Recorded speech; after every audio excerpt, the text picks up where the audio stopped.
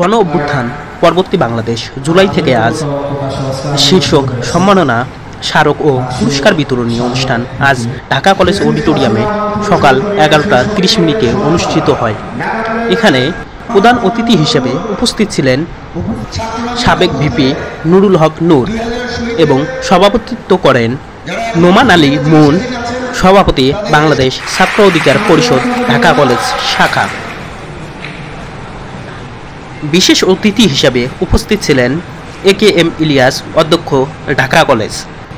এছাড়াও আরও উপস্থিত ছিলেন বিভিন্ন রাজনৈতিক দলের নেতৃবৃন্দ, ছাত্রদল, ছাত্র শিবির, ইসলামী আন্দোলন সহ অন্যান্য ছাত্র রাজনীতির নেতৃবৃন্দ এখানে উপস্থিত ছিলেন। কুইজ প্রতিযোগিতার প্রথম পুরস্কার হিসাবে 3000 টাকা, দ্বিতীয় পুরস্কার হিসাবে 2000 টাকা এবং তৃতীয় থেকে সপ্তম পুরস্কার হিসাবে 1500 টাকা করে দেওয়া হয়। এছাড়াও জুলাই যোদ্ধাদের বিভিন্ন সম্মাননা স্মারক দেওয়া হয়। গণ অধিকার পরিষদের আয়োজনে ঢাকা কলেজে পুরস্কার বিতরণী অনুষ্ঠানে আমরা দেখলাম যেন আরও একটি জুলাই ফিরে এসেছে। দলমত নির্বিশেষে সব রাজনৈতিক দলের নেতৃবৃন্দ এখানে উপস্থিত ছিলেন। এছাড়াও জুলাই যোদ্ধা সহ সাধারণ শিক্ষার্থীরাও উক্ত অনুষ্ঠানে উপস্থিত ছিল। সবার মুখেই ছিল ঐক্য, ভ্রাতৃত্ব ও সম্প্রীতির বাণী।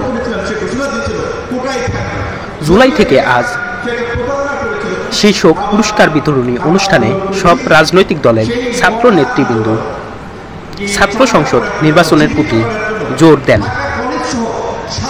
তারা বলেন, আমাদের নতুন বাংলাদেশ হওয়ার 11 মাস পেরিয়ে গেলেও সরকার তেমন কোনো ছাত্র সংসদ নির্বাচনের পদক্ষেপ গ্রহণ করেনি।